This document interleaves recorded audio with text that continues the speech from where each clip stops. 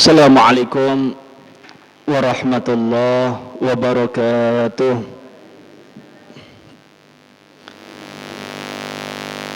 Bismillahirrahmanirrahim.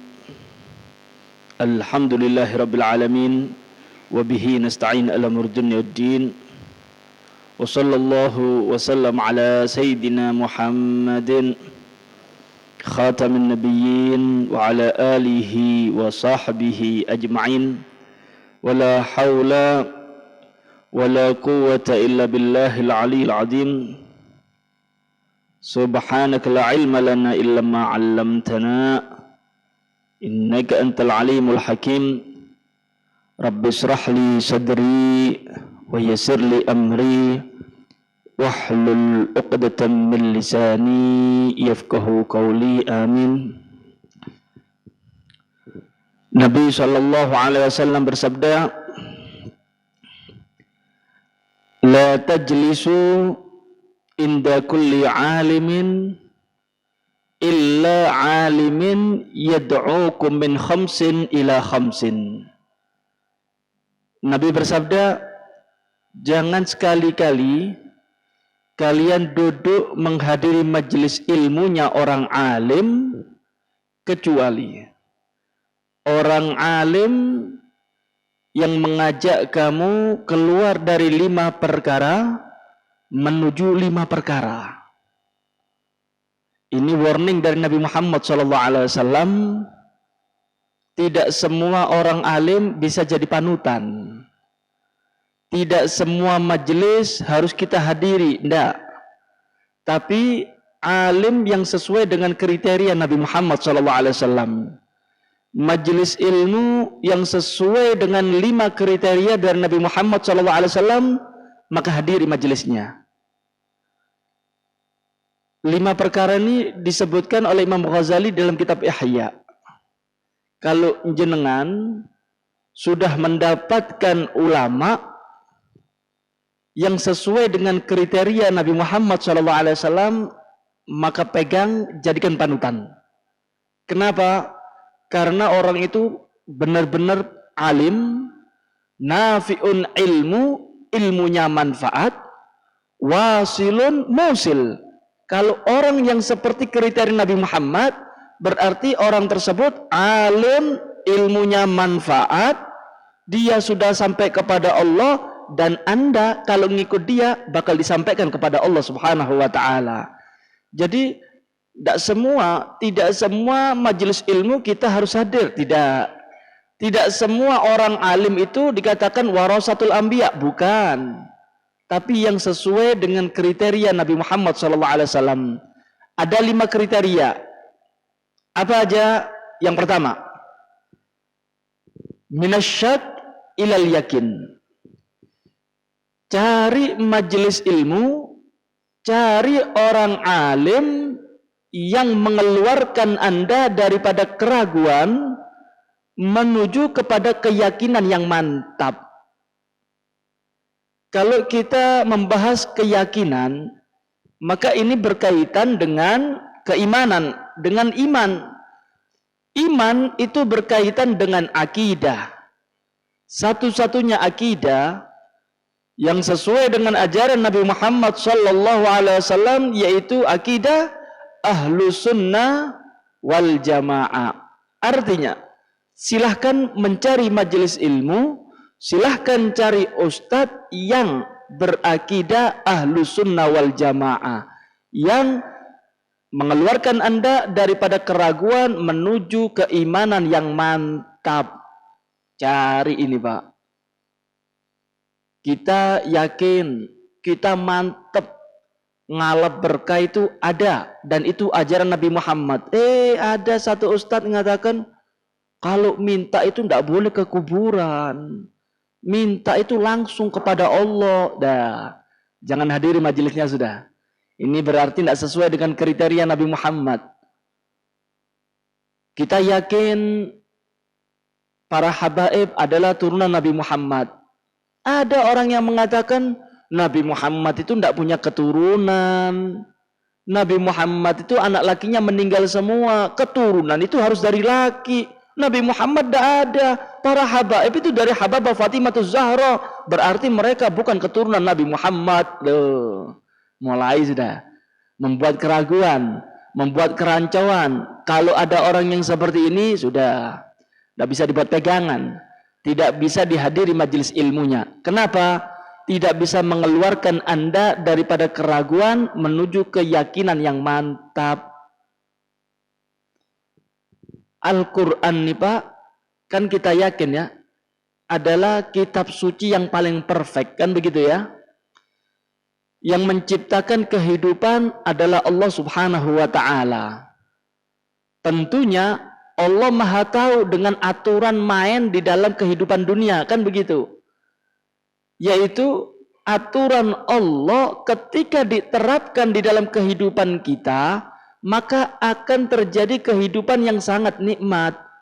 Orang mencuri, potong tangannya, maka akan jera. Orang membunuh, maka hukumnya harus dibunuh, maka orang tersebut akan jera. Kehidupan akan berjalan dengan normal. Ada satu ustadz yang mengatakan hukum Islam itu tidak bisa diterapkan di Indonesia, kurang relevan. Mulai membuat keraguan dalam diri kita. Kalau ada yang seperti ini orang tidak bisa dihadiri majelis ilmunya. Ini orang tidak bisa buat panutan, tidak bisa buat pemegangan dalam kehidupan beragama. Tidak bisa ini orang. Kenapa? Anda dibuat ragu kepada Allah. Padahal Allah yang membuat kehidupan. Tentunya Allah Maha tahu dengan peraturan dalam kehidupan. Lah kok dikira ragu? Dibuat ragu. Ini bahaya. Mulai dulu sampai zaman sekarang, selain muslim itu adalah kafir, kan begitu? Jangan manggil kafir, non muslim. Loh, mulai buat keraguan lagi. Titenono wis Pak. Kalau ada orang seperti ini, siapapun dia, habib kah, kiai kah, profesor kah, kalau membuat keraguan dalam hati kita, gak usah diikuti, gak usah dihadiri majelis ilmunya. Begitu juga Anda ketika melihat YouTube, ojo kabeh ustad, buka YouTube, didelok isi-isi, ngelu jenengan. Anda bakal bingung, kata melu sing ndi iki? Ustad A ngomong B, Ustad B ngomong A, iki halal, iki haram. Yang mana yang harus diikuti? Yang Anda ikuti adalah ustad orang alim yang sesuai dengan kriteria Nabi Muhammad sallallahu alaihi wasallam. Ini yang pertama nih. Nggih. Mengeluarkan Anda daripada keraguan menuju kemantapan, yakin yang mantap. Nabi Muhammad mengatakan para habaib, ahlul bait itu ada keistimewaannya, ada keberkahannya. Ini ada majelis tebar fitnah. Habib goblok, ya kayak apa? Habib atau non habib sama-sama. Yang penting ada takwa. Orang yang mulia itu adalah orang yang bertakwa, bukan karena nasab. Inna akramakum indallahi atqakum. Dalil, Pak. Membuat keraguan dalil. Ini bakal bermunculan ustadz-ustadz gadungan, ustadz-ustadz orang alim yang membuat kerancuan dalam kehidupan kita, yang membuat keraguan dalam hati kita bakal bermunculan. Padahal sudah Nabi Muhammad mengatakan ahlul baitku, keturunanku ada keberkahannya, ada keistimewaannya. Dikira keraguan. Yang penting itu orang takwa. Mau habib kah, mau bukan kah, kemuliaan bukan dari nasab. Kemuliaan, keistimewaan itu dari ketakwaan. Oh, kayak enak ya. Kayak hebat ya. Ini membuat keraguan. Nih tak kasih gambaran jenengan. Sendalnya Nabi Muhammad mulia enggak? Mulia ya. Tentunya mulia. Kenapa? Pernah diinjak oleh kakinya Nabi Muhammad sallallahu alaihi wasallam. Kalau seumpama nih, ada sendalnya Nabi Muhammad sallallahu alaihi wasallam dihadirkan di hadapan Anda, kira-kira ya panjenengan? Dicium panjenengan, cium bolak-balik nggih. Kenapa? Ini sendalnya Nabi Muhammad, penuh barokah. Padahal sendal Anda ciumi karena ada keberkahan. Bahkan Anda bisa menangis menciumnya. Sendal aja Pak, sendal yang melekat dengan kulit Nabi Muhammad mempunyai keistimewaan. Lah terus, getene Kanjeng Nabi sing ana di jero tubune para habaib iku mosok ndak mulya. Masa mereka tidak mempunyai kemuliaan? Sandal aja yang diinjak oleh Nabi Muhammad mempunyai keberkahan. Mosok anak putu ini tidak berkah. Karena itu hati-hati sama ustadz gadungan. Ini bakal bermunculan majelis-majelis yang tebar fitnah, majelis-majelis yang membuat keraguan. Nih kriteria dari Nabi Muhammad. Jangan asal hadir di dalam majelis, jangan asal menjadikan ulama jadi panutan, jangan, kecuali ulama, kecuali majelis ilmu yang mempunyai 5 kriteria. Yang pertama, mengeluarkan Anda daripada keraguan menuju keyakinan yang mantap. Ini yang pertama. Yang kedua, minal adawa ilan nasihah. Cari majelis ilmu, cari ustadz yang mengeluarkan Anda daripada permusuhan menuju kepada nasihat, saling peduli kepada umat Nabi Muhammad. Cari majelis yang mengajarkan kita saling peduli kepada umat Nabi Muhammad, saling bersaudara sesama Islam. Cari ustadz, cari majelis yang mengajarkan kita ukhuwah, perdamaian. Jangan cari ustadz yang tebar fitnah, jangan cari ustadz yang membuat kita saling tengkar antar umat Islam. Nanti ada ustadz dan majelis ilmu, mereka berani tebar fitnah. Nih para habaib nih, tiang-tiang Arab ini pengungsi loh, mulai bakal muncul. Akan tebar fitnah. Mereka berani memfitnah para habaib. Kenapa? Karena dibuat saingan. Akhirnya dia berani memfitnah anak turun Nabi Muhammad SAW. Seharusnya kalau Anda punya majelis, kalau Anda tokoh agama, ajak umat Nabi Muhammad menjadi satu untuk saling membantu, untuk saling bersaudara. Innamal mu'minuna ikhwa. Hanya saja orang mukmin satu dengan yang satunya itu bersaudara. Yang mempersaudarakan kita itu bukan suku. Yang mempersaudarakan kita adalah Allah melalui Nabi Muhammad SAW. Siapa orang yang mengakui Allah sebagai Tuhannya, mengakui Nabi Muhammad sebagai Rasulnya, mengucapkan la ilaha illallah Muhammad Rasulullah, dia adalah saudara kita. Dia adalah saudara kita. Siapapun dia, siapapun. Kate wong Cina kah, orang Jawa kah, orang Arab kah, apapun sukunya, kalau sudah mengucapkan la ilaha illallah Muhammad Rasulullah, dia adalah saudara kita. Harus kita jaga. Inilah persaudaraan hakiki. Harus dijaga. Jadi kita ini bersaudara bukan karena suku, bukan karena Anda orang Jawa, saya orang Arab, kita harus bentrok, nggak bisa. Kita dipersaudarakan oleh Nabi Muhammad, kita dipersaudarakan oleh iman. Nabi kita satu, Tuhan kita satu, berarti kita satu agama, satu Tuhan, satu Rasul, satu kesatuan. Oh jadi kotak-kotak. Nanti ada beberapa ustadz, beberapa majelis ilmu memprovokasi orang-orang. Kita nih ya, kita ini orang Jawa, jangan mau diarab-arabkan. Loh, mulai nih bakal bermunculan ustadz-ustadz gadungan seperti ini, ustadz-ustadz yang mengadu domba antar umat Nabi Muhammad. Tanggung jawab di hadapan Nabi Muhammad. Jangan mau diadu domba seperti ini. Kita ini punya budaya sendiri. Silahkan Anda budaya, monggo. Cuma jangan mengkotak-kotakkan umat Nabi Muhammad. Bahaya. Cari ustadz yang mempersatukan kita.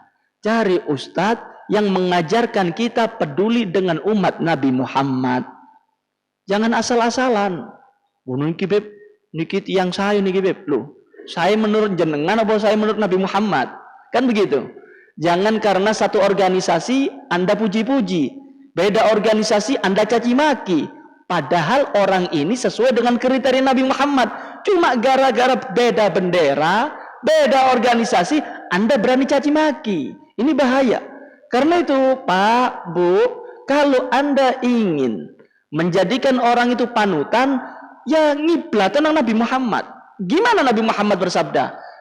Mengeluarkan Anda daripada keraguan menuju keyakinan, mengeluarkan Anda daripada permusuhan menuju kepada persatuan, saling peduli kepada umat Nabi Muhammad. Enak, Pak. Lek majelis ilmu kok ngenten aman tak dunia niki, Pak. Kula jenengan geger kan gara-gara ustad gadungan sedaya nggih. Ini kita ini geger saring suudon ini gara-gara majelis ilmu di kota-kota. Di kota-kota, majelis ilmu sana ngilokno majelis ilmu sini, majelis ilmu sini ngilokno kono. Kapan bersatu nih? Kalau ulama dulu ndak ada persaingan.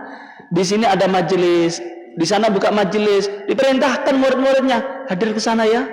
Itu orangnya hebat, itu orang alim. Jangan cukup di sini cari ilmu, cari ke sana. Oh, hebat ya. Kalau sekarang, ulama apa buka majelis mana iku? Sopo iku? Duh, mulai dah. Dijak petak-petakan kula jenengan niki. Ini bahaya. Ini bahaya nih. Ini membuat kita permusuhan. Ini membuat saling suudon. Elek songgone jenengan. Yang ketiga, minal kibri ila tawadu. Cari ustadz, cari majelis ilmu yang mengeluarkan Anda daripada sifat sombong menuju sifat tawadhu. Tawadhu ini Pak, Bu, bukan berarti Anda merendahkan diri, bukan. Tawadhu itu bukan berarti Anda masuk gorong-gorong, bukan. Tawadhu itu bukan berarti ustadz harus nyapu, bukan. Tawadhu itu di sini, nih. Ini tempatnya tawadhu. Tawadhu itu adalah tidak melihat orang lain di bawahnya dia, tidak melihat dirinya lebih mulia daripada orang lain. Itu tawadhu. Walaupun pakaiannya ngentris, walaupun pakaiannya serba mahal, cuma dia tidak melihat dirinya adalah orang mulia, tidak melihat orang lain adalah orang yang hina di bawahnya. Itu yang tawadhu. Jadi tawadhu, definisi tawadhu bukan berarti ketika mukru-mukru gomburi, wow, iki usah tawadhu. Bukan itu tawadhu. Tawadhu itu hahuna, kata Sayyidina Umar. Tawadhu itu di sini. Dulu di zaman Sayyidina Umar ada salah satu orang itu datang melewati Sayyidina Umar mungkru-mungkru. Sayyidina Umar greget mbok serban disebrakno, Pak. Kan iki ana apa sih mungkru-mungkru iki? Tawadhu itu bukan mukru-mukru, kata Sayyidina Umar. Tawadhu itu di sini. Nah, nih, ini tawadhu. Ketika Anda tidak meremehkan umat Nabi Muhammad, itulah tawadhu. Bukan berarti mukru-mukru kepingin dapat pujian. Karena itu kita ini memberi definisi tawadhu sesuai dengan hasrat kita. Ndak balik nang kitab, akhirnya kocar-kacir. Orang yang tawadhu kita bilang sombong. Orang pura-pura tawadhu kita bilang tawadhu. Kenapa? Ketipu kita nih.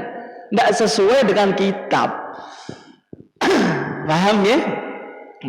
Tawadhu ada dalam hati. Dikatakan di dalam kitab Bidayatul Hidayah. Imam Ghazali mengatakan begini. In ra'a saghiran qala innahu lam ya'sillah wa naqad asaitu qablah. Wa in ra'a kabiran qala hadza qad abadallahu qabli. Aw ra'a asiyan aw kafiran qad qala hadza asallaha ta'ala bi jahlin wa ana asaitu bi ilmin. Imam Ghazali mengajarkan kita untuk tawadhu. Imam Ghazali mengatakan begini, kalau kamu melihat anak kecil ya, katakan dalam dirimu, ini anak tidak pernah bermaksiat kepada Allah. Sedangkan aku sudah bermaksiat puluhan tahun. Ketika melihat anak kecil kan tidak dicatat dosa ya. Melihat anak kecil, ya Allah, iki masya Allah niki. Ini anak tidak pernah maksiat, aku kakek maksiat. Kalau melihat anak kecil, kalau melihat orang yang lebih dewasa, umurnya lebih jauh daripada kita, bagaimana cara melihatnya? Lihat, waduh, iki wong umur 40 dhuwurku, berarti dia ini lebih banyak ibadah daripada aku. Aku masih baru berapa tahun ibadah, dia ini sudah umurnya jauh dariku, berarti dia banyak pahalanya daripada aku. Hebat ya Imam Ghazali ya. Kalau melihat yang kecil, Anda melihat dia tidak pernah maksiat, aku sudah maksiat sebelum dia. Kalau lihat orang yang dewasa, umurnya di atas kita melihat dalam ibadahnya, ini orang pasti ibadahnya lebih akeh timbang aku. Kalau Anda melihat orang maksiat, Anda melihat orang maksiat, Anda melihat orang kafir, katakan dalam diri Anda, itu orang bermaksiat gara-gara bodoh. Dia terjerumus ke dalam merombak maksiat, berani bermaksiat kepada Allah, itu gara-gara tidak ngerti. Lah aku ini pengajian bendino, kok tetap maksiat ya? Aku ini maksiat karena memang tahu loh ya, ini perbuatan dosa aku kerjakan. Kalau dia maksiat tidak tahu hukumnya, itu lebih nikmat daripada aku. Kalau aku ini ngerti tapi tak terjang. Hebat Imam Ghazali ya, mengajari kita agar kita selamat daripada maksiat, daripada sombong. Itu orang maksiat gara-gara bodoh, mungkin Allah akan menerima tobatnya. Kalau sudah Allah terima tobatnya, kedosa-dosanya dia, kebodohannya dia, maksiatnya dia akan diganti kebaikan oleh Allah. Kalau melihat orang kafir, ojo langsung, wis iki ahli neraka. Jangan. Anda reka-reka aja. Iki mungkin menembuh Islami. Allah bisa loh membolak-balikkan hati ini bisa. Mungkin dia bisa masuk Islam, kemudian diterima Islamnya jadi orang baik, bisa loh ini. Kemudian dia akan mendapatkan pahala di sisi Allah, dan dia akan diakhiri dengan husnul khotimah. Laku ya apa ya? Mikir, ojo sampai jenengan mikir orang ahli neraka, jenengan ahli jannah. Waduh, enak temen. Wah, gue alhamdulillah tangi subuh berjamaah, mari untuk pengajian, insya Allah mlebu surga. Ini gue tanggo gue ndak sembahyang subuh pancen wong neraka. Lo jangan. Anda reka-reka aja. Mungkin ku kekeselen mambengi ndak turu. Sembahyang subuh ini keawanan itu mungkin gara-gara ndak krungu adzan. Kalau sholat diakhirkan ndak krungu adzan, itu uzur. Kan begitu, bukan berarti divonis pancen wong males itu. Kupingin nang dhisik adzan ndak krungu itu. Anda bakal sombong. Nah, coba kita lihat Sayyidut Tabi'in Uwais Al-Qarni. Uwais Al-Qarni ini Pak, Bu, hidup sezaman dengan Nabi Muhammad SAW. Cuma tidak pernah bertemu dengan Nabi Muhammad. Tidak pernah ketemu. Kenapa? Karena khidmat melayani ibunya. Ibunya hidup sendirian dengan Uwais Al-Qarni. Kalau ditinggal sama Uwais keluar, ibunya tidak ada yang ngerawat. Karena itu Uwais Al-Qarni menunda. Kapan timingnya yang pas, waktu yang tepat untuk ketemu Nabi Muhammad. Dia khidmat kepada Rasul, kepada orang tuanya. Suatu saat ada waktu yang pas untuk ketemu Nabi Muhammad. Keluar, lari ke Madinah. Ternyata Nabi Muhammad keluar perang. Tidak ketemu Nabi Muhammad. Pulang cepet-cepetan, pulang. Kenapa? Orang tuanya sendirian. Khidmat sama orang tua, dilayani ibunya. Tahukah Anda Pak, Bu? Gara-gara melayani ibunya dengan rahmat, sayang kepada ibunya, diangkat derajatnya oleh Allah Ta'ala. Sampai-sampai Nabi Muhammad kirim salam. Nabi Muhammad memerintahkan Sayyidina Umar dan Sayyidina Ali untuk mencari Uwais Al-Qarni dan diperintahkan untuk mencari doa, meminta doa kepada Uwais Al-Qarni. Coba jenengan bayangno. Sayyidina Umar, Imam Ali, Khulafaur Rasyidin, mantuni Nabi Muhammad, Imam Ali, Sayyidina Umar. Oh, hebat-hebat ini, Pak. Kalau kita lihat dari sisi derajat, derajatnya mereka berdua lebih mulia daripada Uwais. Kenapa? Sayyidina Umar, Sayyidina Ali, sahabat Nabi Muhammad, lebih mulia. Uwais bukan sahabat, tapi bagaimana Allah mengangkat derajatnya Uwais Al-Qarni berkat khidmat melayani orang tua dengan rahmat. Dikongkon tiang loro nih, Sayyidina Umar, Sayyidina Ali diperintah oleh Nabi Muhammad mencari Uwais Al-Qarni untuk minta doa, diangkat derajatnya berkat orang tua nggih. Zaman sekarang, waduh, masya Allah nggih, nabung, wah hebat. Saya kepingin berangkat haji, saya kepingin berangkat umroh, kepingin nyawang Ka'bah, lo hebat. Wong tua ditinggal, lo, ya apa? Ini lo Uwais Al-Qarni, Uwais Al-Qarni sezaman dengan Nabi Muhammad, ketemu di Nabi Muhammad, diangkat derajatnya oleh Allah Taala jadi sahabat. Cuma gara-gara ada ibunya nggak berani keluar. Zaman sekarang ibunya tua renta, perlu bantuannya, ditinggal merantau. Alasannya nggak ada duit. Loh, ya apa? Ini akhir zaman ya, akhir zaman. Coba lihat Uwais Al-Qarni. Beliau dikatakan Sayyidut Tabi'in, pemimpinnya tabi'in.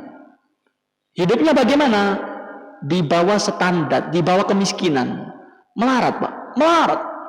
Uwais Al-Qarni itu. Tahu Anda makannya bagaimana? Eker-eker sampah.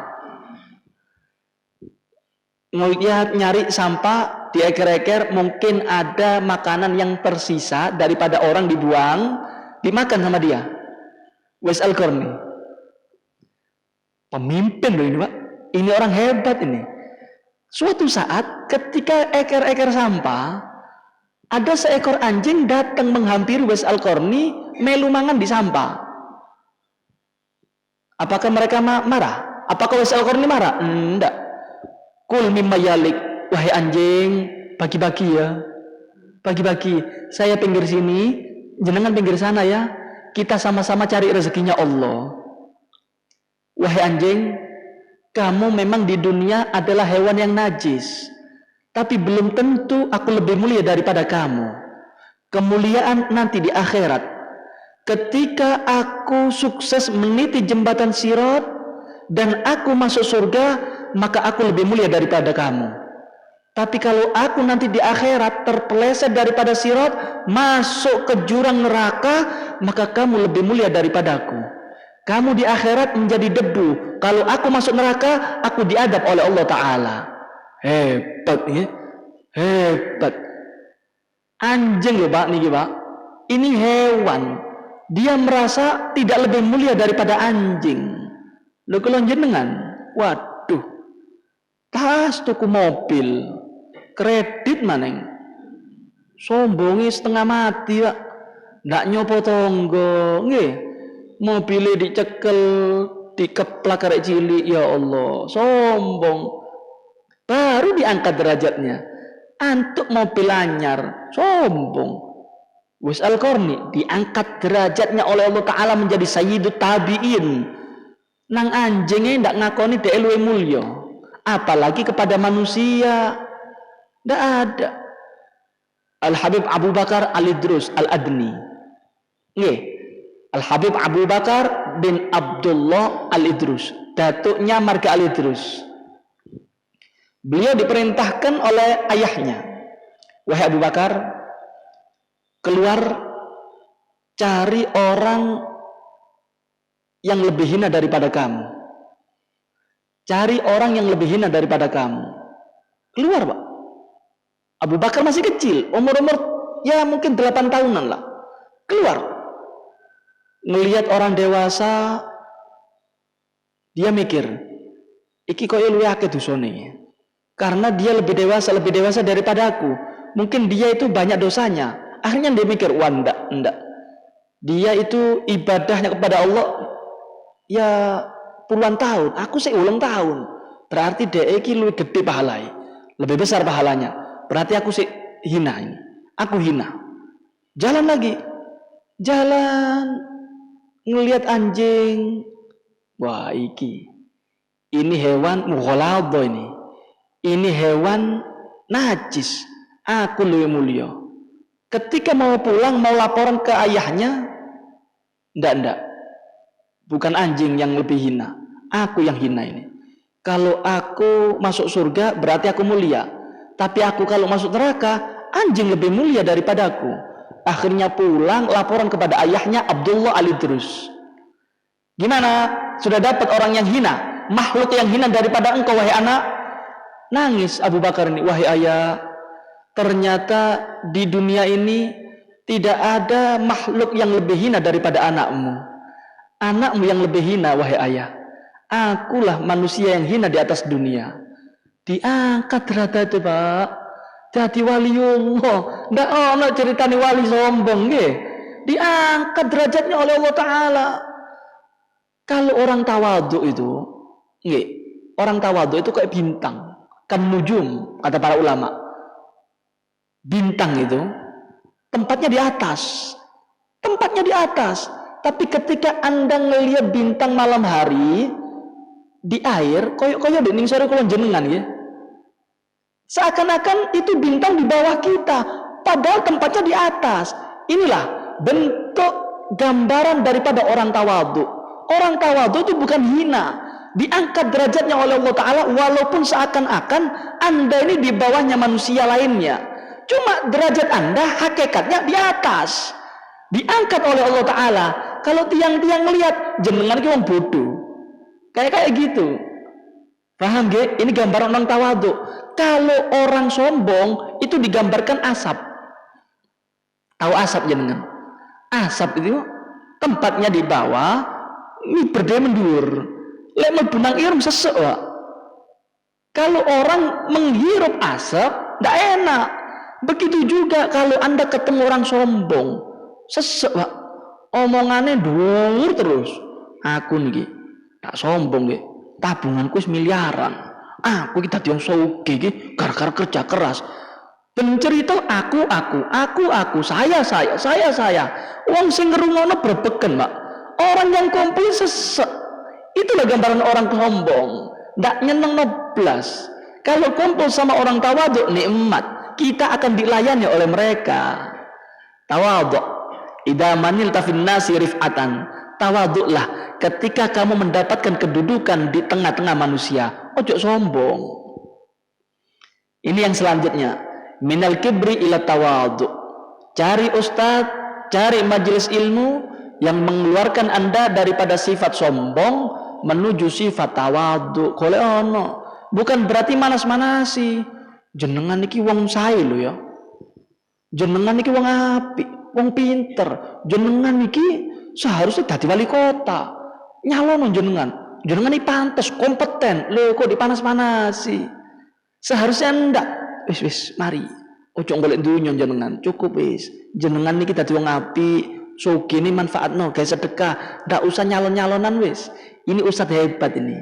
Ini ustaz yang perlu kita pegang, bukan berarti manasi. Jenengan iki wah wong sugih kok diinjek-injek ya. Jenengan kok ndak duwe martabat di tengah-tengah masyarakat. Ojo gelem jenengan di ngono lho. Dipanas-panasi. Ini ustaz ndak bener ini. Ustaz ngajak bentar orang kayak gini nih. Cari ustaz yang mengeluarkan Anda daripada sifat sombong menuju sifat tawadhu. Suatu saat ada anaknya raja. Anaknya raja kalau tidak salah melewati Malik bin Dinar. Wow, jenengan tahu sendiri ya anaknya raja ya. Kalau zaman sekarang mungkin presiden gitu ya. Anaknya raja ini melakukannya petetek-petetek. Wis. Melaku. Semua orang berdiri, kecuali ini ulama tidak berdiri. Kemudian ketika ngelihat ada satu orang tidak berdiri, ngamuk ikan air rojo. Mata arifuni, kau tidak kenal aku dah. Jenengan tidak kenal saya. Ini semua orang-orang menghormati saya, kamu kok tidak berdiri? Tidak kenal sama saya. Dilihat sama duduk, kenal.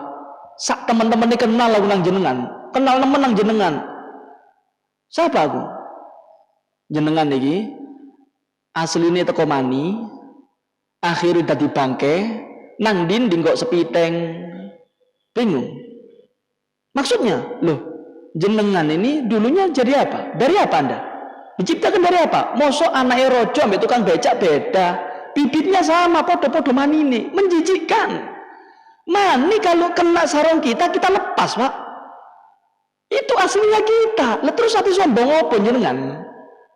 Kemudian Anda kemana-mana gak sepiteng. Iku lho wetenge jenengan isine apa? Perut Anda kalau dibuka isinya apa itu? Ketika Anda meninggal tadi apa? Tadi bangke. Karena itu aku temen kenalang jenengan. Jenengan ini orang menjijikkan, diciptakan dari yang menjijikkan, kemana-mana bawa barang najis, mati nih tadi bangke, kenal aku mbek jenengan. Akhirnya sadar, Pak, ya Allah, temenan ya. Benerin. Akhirnya jadi murid, jadi ulama pisan, Pak. Berkat apa? Berkat orang alim yang sesuai dengan kriteria Nabi Muhammad. Dibimbing, Pak. Anda kalau mendapatkan ustadz seperti ini, Anda akan disampaikan kepada Allah. Diduduk jalanan nang Gusti Allah. Tadi wong tawadhu, tadi orang yang saling peduli kepada umat Nabi Muhammad. Kenapa? Tepak ustadz. Ustadznya bener. Tawadhu. 6. Yang selanjutnya, minar riya ilal ikhlas. Cari ustadz, cari majelis ilmu yang mengeluarkan Anda daripada sifat riya menuju sifat ikhlas. Riya itu adalah al-amal li ajlin nas. Beramal karena manusia. Itu riya. Anda bantu orang, nggih, tujuannya ingin dipuji, ingin dapat pujian, orang dermawan. Anda bantu orang, tujuannya ingin didukung. Ini adalah riya. Kalau ikhlas itu al-amal lillah, amal karena Allah, tidak ada tujuan lain. Saya membantu masjid bukan karena aku cari dukungan, saya membantu masjid untuk cari ridhonya Allah. Ini ikhlas. Riya itu salah alamat, Pak. Nggih, salah alamat. Di dalam kitab Tanbil Mukhtarin itu dikatakan al-mutazayyin thalasa. Orang yang menghias diri itu ada 3 macam. Artinya orang riya itu macamnya ada telu. Orang riya macamnya ada 3. Yang pertama, mutazayyin bi ilmi. Ada kalanya orang itu riya, sombong atau ingin dipuji manusia dengan sebab ilmunya. Kalau sudah pengajian, obral kitab, disebutkan kitab itu, sebutkan kitab ini, sebutkan kitab itu, tapi non amali.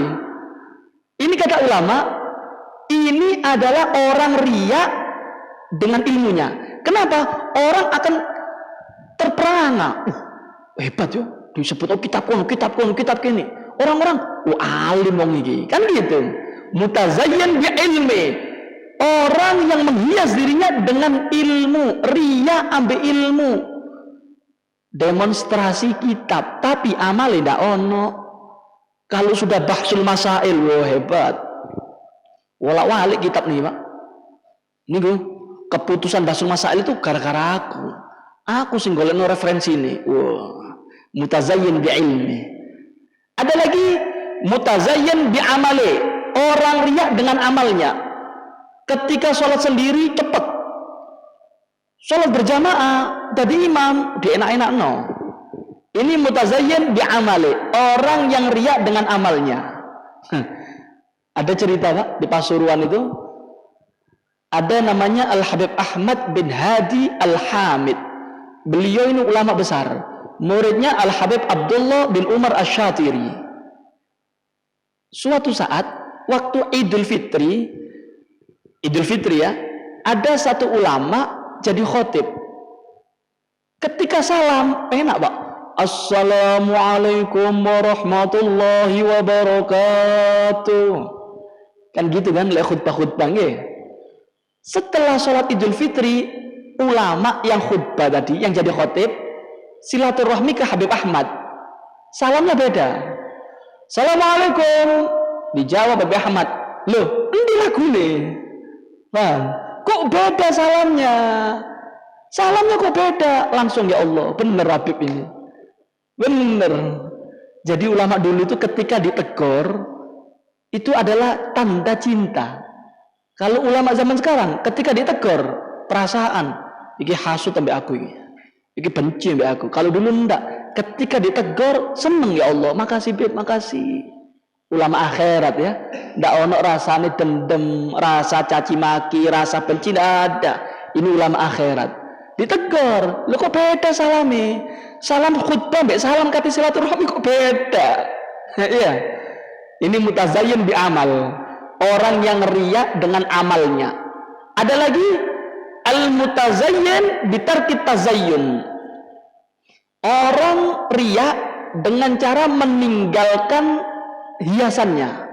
Dia orang alim, kalau sudah pengajian atau diundang orang tekone akhir-akhir. Untuk apa? Cek nih wong ngadeg kabeh. Jangan kok cek nih geret-geretan digeret nang ngarep. Saya ndak pantas di depan ini. Wes. Ini mutazayyin bitar kita zayyun ini. Bahaya ini. Ini riya yang paling disenangi oleh setan. Banyak ulama terjerumus di sini. Disuruh baca doa, Masya Allah Habib, saya ndak pantas Habib. Saya ndak pantas baca doa, jenengan ngawon. Oh hebat. Koyok-koyok orang ngelihat hebat itu orang ya. Orang itu tawadhu. Padahal itu orang riya, di atasnya riya itu. Ini bahaya. Ini bahaya. Ini adalah perangkap setan untuk menjerat para ulama. Pura-pura tawadhu. Padahal riya. Padahal riya dia ini. Kalau sudah pengajian, wos dempis-dempis nih buri. Biar apa? Biar dikatakan Ustadz itu walaupun dia orang alim nggak mau duduk di depan loh ya, duduknya di belakang terus. Biar tersebar namanya. Ini bahaya.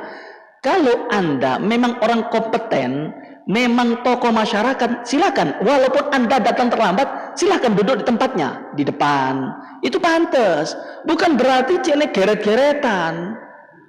Nunggu buri cene digeret. Monggo Pak Ustadz, monggo Habib lah. Ini bahaya ini.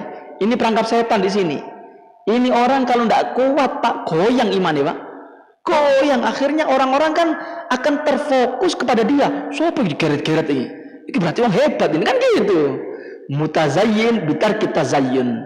Ini perangkap setan paling ampuh untuk menjerat para ulama. Nah, yang terakhir wa minar raghba ila zuhdi. Cari ulama yang mengeluarkan Anda daripada ambisi dunia, ambisi kekayaan. Cari ustadz yang mengeluarkan daripada sifat tersebut, diajak ke sifat zuhud. Zuhud. Cari majelis ilmu yang mengajarkan jenengan untuk cinta akhirat. Ojo golek ustadz, cari majelis ilmu yang ceritanya tentang dunia. Jangan. Cari ustadz yang mengingatkan Anda tentang akhirat, yang mengingatkan Anda tidak cinta dengan jabatan dan harta. Ini orang hebat. Ini ustadz pegang. Insya Allah Anda bakal sampai kepada Allah Ta'ala. Zuhud ini Pak, Bu, jangan Anda identikan dengan kemiskinan ya. Orang zuhud itu adalah orang yang tidak punya apa-apa. Bukan itu zuhud. Zuhud itu adalah harta hanya ada di genggaman tangan. Harta tidak sampai memasuk ke dalam hati. Harta tidak sampai menggoyangkan dia, mencuri hatinya daripada Allah Subhanahu wa Ta'ala. Itu zuhud. Zuhud itu orang dikejar dunia, tapi dia tidak mau dari dunia. Ini zuhud. Kalau qanaah, orang itu ditakdir oleh Allah Ta'ala menjadi orang miskin, tapi dia tidak berkeluh kesah, nerimo, ambil takdir Gusti Allah. Ini qanaah. Di bawahnya zuhud. Kalau kulon jenengan, kulon jenengan duduk termasuk loro-loro nih. Duduk termasuk zuhud, duduk termasuk qanaah. Kenapa?